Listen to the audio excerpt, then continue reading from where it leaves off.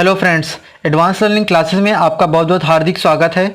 आज के इस वीडियो में हम लोग सोशल साइंस के जियोग्राफी खंड के उसके जो हमारा है लैंड रिसोर्सेस यानी कि भूमि संसाधन के कुछ बहुत ही मोस्ट इम्पॉर्टेंट क्वेश्चन देख रहे हैं। जैसा कि आप यहाँ पर देख सकते हैं कि हमारा क्वेश्चन किस सन पे आया हुआ है, सन 2006 और 8 पे आया हुआ है, ठीक है ना। तो इसी तरह के यहाँ पर सारे मोस्ट इंपॉर्टेंट क्वेश्चन लिए गए हैं जो कि हमारे कहीं ना कहीं प्रीवियस ईयर यानी कि पहले आ चुके हैं और अब आने की संभावना है। तो पहला हमारा क्वेश्चन है जलोढ़ मिट्टी व लैटराइट मिट्टी में अंतर लिखिए। तो दोस्तों, जब भी आपको अंतर लिखने को आए तो आपको उसमें क्या करना है, इस तरह का ही लिखना है, यानी कि एक साइड हमारा क्या लिखना है जलोढ़ मिट्टी और दूसरी तरफ लैटराइट मिट्टी, यानी कि दोनों के अलग अलग पॉइंट्स यहाँ पर इस तरह से दिखाने होते हैं। तो सबसे पहले हम लोग जलोढ़ मिट्टी को देखते हैं और उसी के साथ साथ लैटराइट मिट्टी को। तो जलोढ़ मिट्टी उत्तरी मैदानों तथा तटीय मैदानों में पाई जाती है। वहीं हम लोग लैटराइट मिट्टी की बात करें तो लैटराइट मिट्टी चौरस तथा उच्च भूमियों में मिलती है, जैसा कि नागपुर के पठार, उड़ीसा, मेघालय, आंध्र प्रदेश में, ठीक है ना। इसी तरह हम लोग बात करें जो जलोढ़ मिट्टी होती है वो ज़्यादा उर्वरक होती है,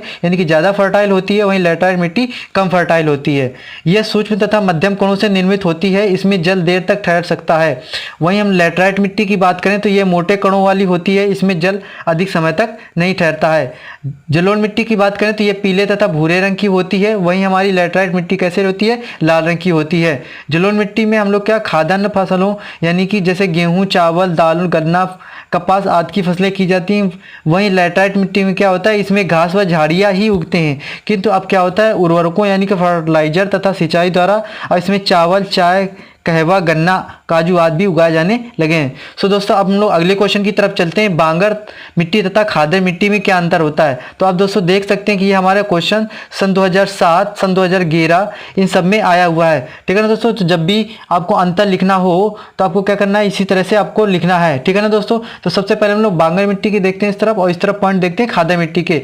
तो बांगर मिट्टी क्या होती है, ये मिट्टियाँ उत्तरी मैदानों में नदियों के द्वारा कॉप द्वारा निर्मित होती हैं। वही खादर मिट्टी की बात करें तो ये मिट्टी उत्तरी मैदानों में नदियों के द्वारा काप में भूमि में पाई जाती है। बांगर मिट्टी की बात करें तो ये बाढ़ से सुरक्षित उच्च भूमि में मिलती है। कहाँ पर मिलती है, बाढ़ से सुरक्षित उच्च भूमि में मिलती है। वहीं हम लोग खादर मिट्टी की बात करें तो यह प्रतिवर्ष बाढ़ों के दौरान कॉप के नए जमाव से बनती है। बांगर मिट्टी में क्या क्या होता है, बांगर मिट्टी में चूना तत्व अर्थात कैल्शियम की मात्रा अधिक होती है। वहीं हम लोग खादर मिट्टी की बात करें तो इसमें किसकी ज़्यादा दिक्कत, इसमें किसकी कमी होती है, कैल्शियम की इसमें कमी होती है। हम लोग बांगर मिट्टी की बात करें तो नहरों की सिंचाई द्वारा सोडियम तथा मैग्नीशियम के जमाव से अनुपजाऊ हो जाती है, ठीक है ना। क्या हो जाती है, अनुपजाऊ हो जाती है। इसमें अधिक खादों की आवश्यकता होती है। वहीं हम लोग खादर मिट्टी की बात करें तो इस मिट्टियों में अधिक उर्वरकों की आवश्यकता नहीं होती है, इसमें रबी की फसलों की पैदावार अच्छी होती है। सो दोस्तों, इसी तरह हम लोग अगले वाले क्वेश्चन में चलते हैं। हमारा अगला वाला क्वेश्चन आप देख सकते हैं कि ये क्वेश्चन किस तरह से सन 2011 और सन 2008 में आया हुआ है। लेकिन क्या हुआ कि यहाँ पर इस क्वेश्चन एक ही उसी क्वेश्चन को थोड़ा सा घुमा के पूछा गया है। पहले क्या उसने पूछा था, उसने सन 2011 में क्या पूछा था कि भारतीय मिट्टी के संरक्षण हेतु 5 उपाय लिखिए, यानी कि 5 सुझाव दीजिए। या फिर इसको ऐसे भी क्वेश्चन को वो दे दिया उसने कि भारत में मृदा संरक्षण के 2 उपायों का वर्णन कीजिए, ठीक है ना दोस्तों। तो इस तरह से आपके सामाजिक विज्ञान यानी कि सोशल साइंस में आपको क्वेश्चन क्या आंसर आपका एक ही होता है, लेकिन क्वेश्चन को थोड़ा सा वो घुमा के पूछ देता है। सो दोस्तों, उसको भी हम लोग यहाँ साथ साथ देख रहे हैं। तो सबसे पहले हम लोग चलते हैं, क्या है इसका आंसर है, भारत में विभिन्न प्रकार की उपजाऊ मिट्टियों में विविध फसलें पैदा की जा सकती हैं, ठीक है ना। परंतु यह सब मिट्टियों की उर्वरकता को बनाए रखकर ही संभव है। कैसा है, अगर मिट्टी हमारी उर्वरक होगी तभी ये सब होगा, ठीक है ना। इस उर्वरकता को बनाए रखने के लिए वैज्ञानिक तरीके अपनाना जरूरी है। मृदा संरक्षण निम्नलिखित तरीकों से किया जाता है। सबसे पहला हमारा क्या है, एक तो बांध बनाकर। कैसा, बांध बनाकर। नदियों और नालों पर बांध बनाने से पानी का फालतू बहाव कम हो जाता है, इससे मृदा अपरदन रुक जाता है।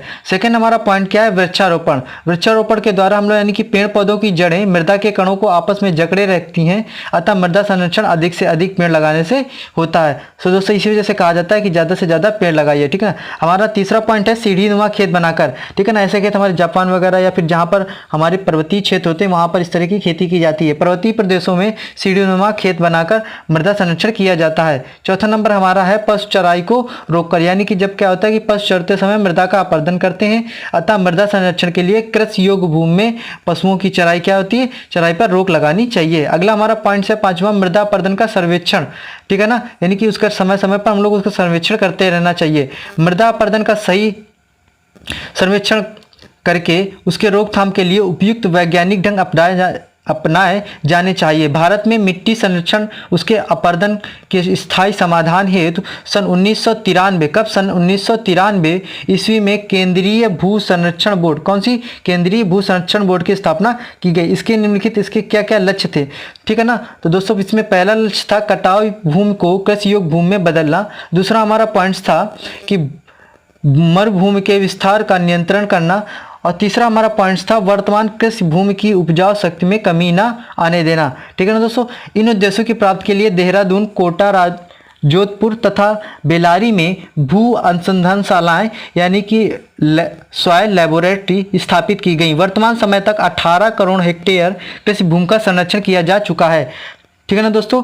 और इसमें क्या दिया गया है कि 1.1 करोड़ हेक्टेयर भूमि पर वृक्षारोपण का कार्य पूरा किया जा चुका है। तो दोस्तों इस तरह से हम लोग अगले चौथे क्वेश्चन की तरफ चलते हैं। तो दोस्तों आपको इस चैनल में मोस्ट इंपॉर्टेंट चीज़ें ही मिलेंगी। आपको हर एक सब्जेक्ट से, चाहे वो हिंदी हो, चाहे वो हमारी फिजिक्स हो, चाहे वो मैथ्स हो, चाहे हमारी इंग्लिश ग्रामर की बात की जाए, इसमें आपको हर एक सब्जेक्ट के बारे में बहुत ही बेसिक तरीके से आपको नोट्स प्रोवाइड किए जा रहे हैं। सो दोस्तों अगर आपको ज़रूर ये वीडियो अच्छा लगे तो ज़रूर लाइक करें और हमारे चैनल पे एक बार ज़रूर विजिट करें और हमारे चैनल को ज़रूर सब्सक्राइब करें ताकि हम लोग आपको लाइव क्लासेस जल्दी ही दे सकें, ठीक है ना दोस्तों। तो हमारा चौथा क्वेश्चन है बंजर भूमि से आप क्या समझते हैं। मनुष्य बंजर भूमि का क्षेत्र बढ़ाने में किस प्रकार सहायक है। 2 बिंदु लिखिए।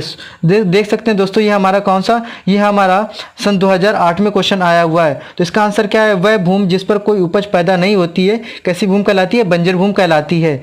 प्रायः उच्च पहाड़ी चट्टाने, रेतीले तथा दलदली भूमियाँ बंजर होती हैं। कौन कौन सी, उच्च पहाड़ी, चट्टानी, रेतीली तथा दलदल भूमियाँ। भूमि बंजर के क्षेत्रफल को वृद्धि में मनुष्य की महत्वपूर्ण भूमिका है। इसके 2 बिंदु निम्नलिखित हैं यानी कि 2 बिंदु ऐसे हैं जिसे बताया जाता है कि भूमि का जो है बंजर भूमि इस वजह से बहुत ज़्यादा हो रही। पहला हमारा है पॉइंट्स, अंधाधुंध वृक्ष काटने, स्थानांतरीकृत तथा अत्यधिक नहरी सिंचाई द्वारा भूमि बंजर हो जाती है। दूसरा इसमें पॉइंट है औद्योगिक कूड़े कचरे को भूमि पर फेंकने से भी वह भूमि बंजर हो जाती है, ठीक है ना दोस्तों। अब हमारा अगला जो क्वेश्चन है ये दोस्तों आप देख सकते हैं कि सन 2010 और 11 2 जगह आया हुआ है।